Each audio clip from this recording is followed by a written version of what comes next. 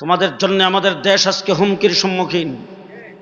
পরিষ্কার ভাষায় বলছি, প্রকাশ্যে বলছি, সচিবালয়ে আগুন তোমরাই লাগাইছ, ইসকনকে তোমরা জ্বালিয়ে দিয়েছ, আইনজীবীকে চট্টগ্রামে তোমরাই হত্যা করেছ। পরিষ্কার বলবো, অন্তর্বর্তীকালীন সরকার আপনাদের সাথে আমরা আছি, নরম হওয়ার কোনো কারণ নাই। মাটির নিচ থেকে হইলেও ধরতে হবে। 15 বৎসর পর্যন্ত ভারতের প্ররোচনায় দিনের বুটে রাতে করে ক্ষমতায় ছিল। হ্যাঁ, এবার বক্তৃতায় বলছো স্বামী স্ত্রীর সম্পর্ক, এখন গেছো কো? হ্যাঁ, প্রেম করে যদি কোনো বাবার সন্তান যদি ভাগ্যা যায়, প্রেম করে কোনো বাবার মেয়ে যদি ভাগ্যা জায়গা, হেরে আর ফিরে আইলে জায়গা দেখো জি, যৌতুক তো দেয়। তাহলে ঘটনাটা কি? আমাদের মেয়েটারও ভাগ্যে গেল, এটারও জায়গা দিলা, এরপর আবার 16ই ডিসেম্বরে বক্তৃতা দিছ হিন্দুস্তানের স্বাধীনতা, হিন্দুস্তানের বিজয়। মেয়েটাও নিছ, যৌতুকটাও চাও। সাবধান করে দিলাম, বাংলাদেশের দিকে চোখ তুইলা তাকাইবা, চোখ উকড়ে ফেলা হবে। দেশ মুসলমানের দেশ, তোমার বড় সম্পদ আছে, তোমার জনবল বেশি, তোমার রাষ্ট্র বড়, তোমার সৈন্য বেশি, সেইটা দেখার চিন্তা করার আমাদের টাইম নাই। আমরা বদরের যুদ্ধের উত্তরসূরি, আমরা খালিদ বিন ওয়ালিদের উত্তরসূরি, আমরা হযরত আলীর উত্তরসূরি, আমরা আমির হামজার উত্তরসূরি, আমরা হযরত হুসাইনের উত্তরসূরি।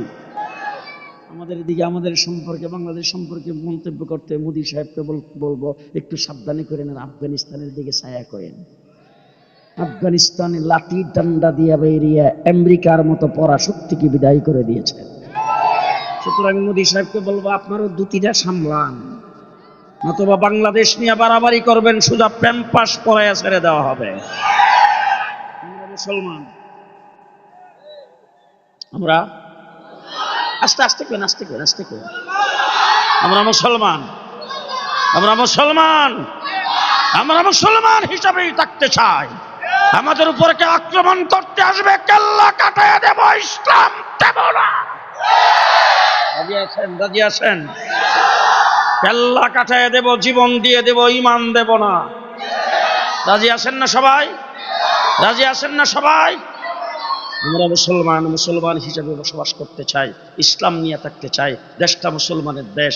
যখন এই দেশে আন্দোলন আর সংগ্রাম হয়েছে, আজকে ইতিহাস লেখবা, ইতিহাস আমাদের কাছ থেকে শোনো। হাকিমুল উম্মত আশরাফ আলী থানভী রহমতুল্লাহ আলাইহি কায়েদে আজম মোহাম্মদ আলী জিন্নাহকে যদি সমর্থন না করতেন, তাইলে কোন অবস্থাতেই দেশ স্বাধীন হতো না। কায়েদে আজম মোহাম্মদ আলী জিল্লার সাথে হযরতে হুসাইন, হযরতে হাকিমুল উম্মত আশরাফ আলী থানভী রহমতুল্লাহ আলাইহি জাফর আহমদ উসমানী আর শিববির আহমদ উসমানীকে যদি না দিতেন, তাইলে এই দেশ স্বাধীন হতো না।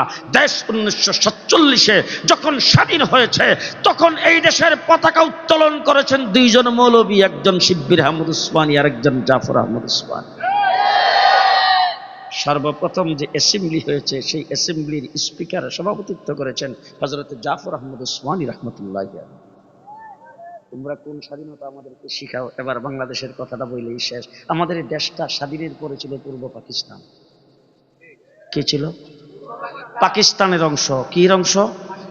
দ্বিজাতি তত্ত্বের ভিত্তিতে দুই ভাগে স্বাধীন হয়েছে, একটা হিন্দুস্তান আর একটা পাকিস্তান। খুব ভালো করে শুনেন। তাই আমরা ছিলাম কোনটা? পাকিস্তান। এবার বলতে চাই, আমাদের দেশটার ভাষা কি? বাংলা। আমরা জাতে কি? বাঙালি। আমরা বাঙালি, ভাষা হইল বাংলা। আচ্ছা, কলিকাতার ভাষা কি? বাংলা। কলিকাতার তারা জাতে কি? বাঙালি। তারাও বাঙালি, আমরাও বাঙালি। এদের ভাষাও বাংলা, আমাদের ভাষাও বাংলা। তসলিমা নাসরিন বলছিল এপার বাংলা ওপার বাংলা, বর্ডারটাকে উঠাইয়া দেন। এবার আমি জিজ্ঞেস করতে চাই, যখন স্বাধীন হলো 1947 সনে, একটা হবে হিন্দুস্তান আর একটা হবে পাকিস্তান, তাইলে আমরাও বাঙালি, তারাও বাঙালি, আমরাও বাংলা ভাষায় কথা বলি, তারাও বাংলা ভাষায় কথা বলে, তাইলে তারা কেন হিন্দুস্তানের অংশ হইল আর আমরা কেন পাকিস্তানের অংশ হইলাম? একটু এই কথাটা আপনারা বলবেন, আমার ওয়াজ শেষ। পরিষ্কার বলেন এখানে ভালো করে, মুসলমানের সন্তানেরা যদি জন্মের পরে ডান কানে আযান আর বাম কানে ইকামত দিয়ে থাকে, এই ইতিহাস মনে রাখতে হবে, আমরা মুসলিম হিসাবে 47-এ পাকিস্তান হয়েছিলাম। আরো জোরে, আরো জোরে, আরো জোরে। এবার আসেন দেখি, মুসলমান হিসাবে যখন আমরা পূর্ব পাকিস্তান হয়েছি, পাকিস্তানের অংশ হয়েছি, তখন পশ্চিম পাকিস্তানিরা আমাদের অধিকারের উপর হস্তক্ষেপ করেছে, আমাদেরকে জুলুম করেছে, আমাদের উপর নির্যাতন করেছে, আমাদের দেশের সম্পত্তি লুণ্ঠন করতে শুরু করে দিয়েছে। চাকরির ব্যাপারে, সবকিছুর ব্যাপারে বৈষম্যের শিকার যখন আমরা হয়েছি, 70 বাঙালি অস্ত্র ধরে 9 মাসে যুদ্ধ করে বাংলাদেশ স্বাধীন করেছি।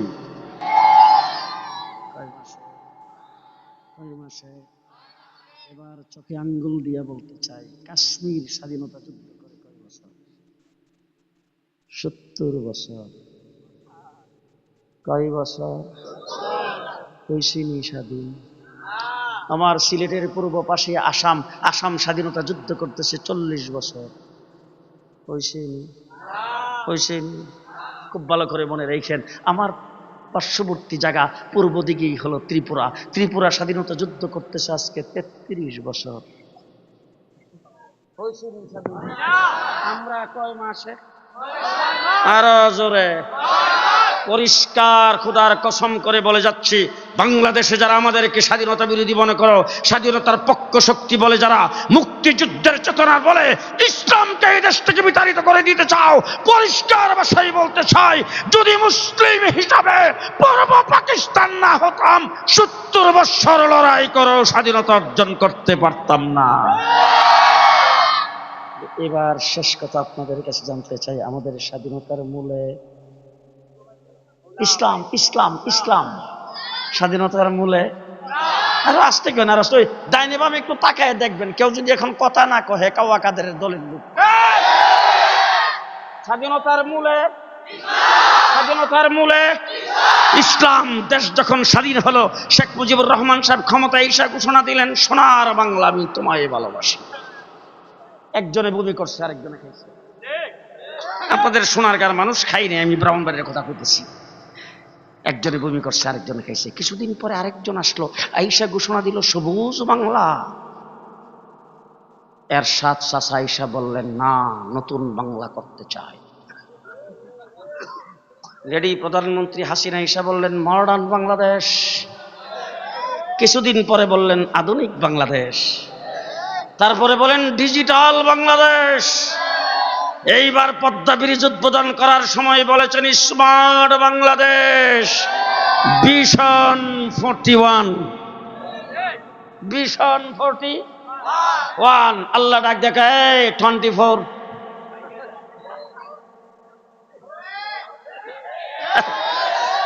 আল্লাহ ডাক দেখো ভিশন 41 নয় 24।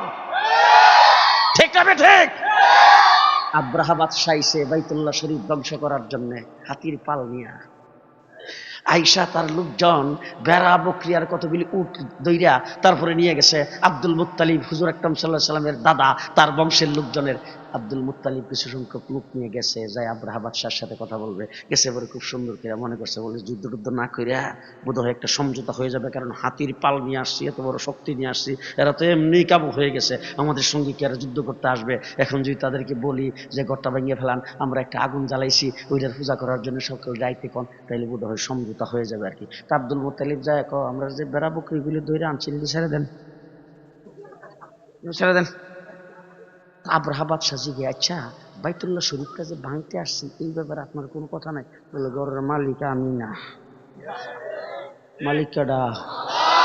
ঘরের মালিক আমি না, ওই বেড়া বকরিগুলি আমার বাতিজা মালিক, আমার চাচা মালিক, আমার ভাই মালিক, এরা মালিক, এরা যায় আমার দর্শে, আমি সর্দার হিসেবে আইতাম, এই জন্য বেড়া বকরিগুলির জন্য এসে ঘরের মালিক যে এ জানে। ওই রাত্রে আল্লাহ পাক ওই আব্দুল মুত্তালিবের দিলের মধ্যে ডাক দেখেছে, তোর বড় বকরিগুলি তুই লইয়া পাহাড়ের উপর উঠে তামসা দেখ আমি কি করি। বাস আল্লাহ রাব্বুল আলামিন বলে দিছে। আর আব্দুল মুত্তালিব তার লোকজন লইয়া পাহাড়ের উপরে গেছে, যাইয়া দেখতেছে আল্লাহ কি করে, গড়টা কেমনে হেফাজত করে। আল্লাহ পাক পাঠাইছে এক একটা বাহিনী 150টা ওজন, সেনাবাহিনী এক একটা পাঠাইছে 150টা ওজন। আর তাদের সঙ্গে 3টা করে গ্যানেট, এক একটা গ্যানেটের ওজন হইল কলইর দানার সমান। 3টা করে গ্যানেট, 2 পাখার নিচে 2টা আর ঠোঁটের আঘাত একটা। লইয়া আইসা পজিশন রেডি। ওই দিক দিয়ে আব্রাহা বাদশা খালি কুসের রেপ রাইট গপ। আল্লাহ ডাক দেখো বমিং শুরু কর। وأرسل عليهم طيرا أبابيل ترميهم بحجارة من سجيل فجعلهم كعصف مأكول। তাফসীরের কিতাবে লেখছে একটা ঘোড়ার মুখের ভিতরে যদি আম পাতা, জাম পাতা, কাঁঠাল পাতা, কয়েক প্রকারের পাতা একত্রিত করে যদি একটা ঘোড়ার মুখের ভিতরে দেওয়া হয় খাওয়ার জন্য, আর এটা যদি বালা করে সাবাইবার পরে ফিরা বমি করে, এরপরে কোনটা আম পাতার অংশ কোনটা জাম পাতার অংশ সেটা জীবন বোঝা যাবে না। ঠিক তেমনি করে বম্বিংয়ের পরে বাইতুল্লাহর সামনে যায় দেখা গেছে কোনটা হাতির গোশত আর কোনটা মানুষের গোশত, কোনটা হাতির হাড় আর কোনটা মানুষের হাড় চেনা যায় না। আমার আল্লাহ পাক হেফাজত ইসলামের লোকজনকে ডাক দিয়ে কয় 2013 সালে রক্ত দিছ, 2021 সালে রক্ত দিছ, আবার জেল জুলুম খাটছ, তোরা চুপ থাক। বিএনপির ডাক দেয় তো 28 তারিখে তোরা ফেল করছ জিজ্ঞা দেখে সুন্দর আগে। জামাত ইসলামে কয় তোরা অনেকে ফাঁসি দিছে, অনেকে গুলি করে মারছে, তোরাও চুপ থাক। আমি আল্লাহ পাক ছাত্র পাঠাইতেছি। কারে পাঠাইছে? وأرسل عليهم طيرا أبابيل। আল্লাহ পাক ছাত্রদেরকে আবাবিল বানিয়ে দিয়েছেন। একজন পুলিশ অফিসার আমার কোত্থেকে আইলো পুস্তকলার থেকে নিয়ে গণভবন পর্যন্ত শুধু মানুষ আর মানুষ, তারপরে কাশপুর থেকে নিয়ে গণভবন পর্যন্ত মানুষ আর মানুষ, সারা ঢাকা শহরের অলি গলিতে মানুষ ছাড়া কিছু নাই। লেডি প্রধানমন্ত্রী হাসিনা তাদেরকে ধমক দিয়ে বলছেন চালাও গুলি, ক্ষমতা আমার টিকে থাকতে হবে। পুলিশ অফিসার পুলিশের প্রধান ম্যাডাম গুলি জিডার গায়ে লাগবে হিডা নিচে পড়বে, এর পাশেরটা সামনের দিকে যাবে পেছনের দিকে যাবে না। কে দিছে? কে? এই জন্য আমার ভাইরা যারা আন্দোলন সংগ্রাম করেছেন, স্কুল কলেজের ছাত্র, তাদের দেখেছি রাস্তায় নেমে আন্দোলন সংগ্রাম করতেছেন, গুলি খাইতেছেন, রক্ত মাখা অবস্থায় মসজিদে আজানের পরে রাস্তায় লাইন ধরে নামাজ পড়ার জন্য দাঁড়াইছে।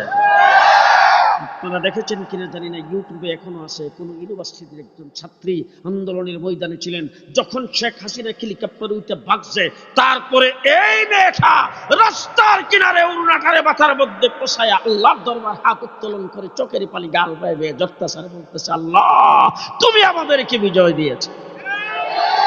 আন্দোলন সংগ্রাম যারা করেছে তারা নারে তাকবীরের স্লোগান দিয়া করেছেন। কওমি মাদ্রাসার ছাত্র 84 জন জীবন দিয়েছে।